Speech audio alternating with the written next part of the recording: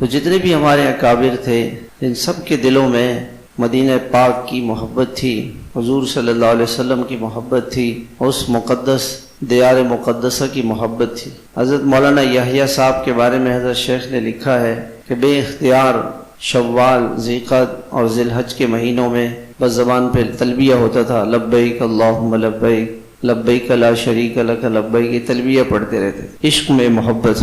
اس زمانے میں ایسے اسباب بھی نہیں تھے کہ آدمی آسانی کے ساتھ پہنچ سکے، پیدل سفر ہوتا تھا بڑا۔ ہمارے حاجی عبدالوہاب صاحب رحمۃ اللہ علیہ نے پہلی جماعت 1.5 سال کی حجاز مقدس کی چلائی، اور وہ جماعت رائیونڈ سے کام کرتے ہوئے ملتان، سندھ، کراچی، اور کراچی سے کوئٹہ، اور کوئٹے سے ایران، اور ایران سے وہ جماعت گئی ایران سے ترکی، اور ترکی سے وہ شام میں داخل ہوئے۔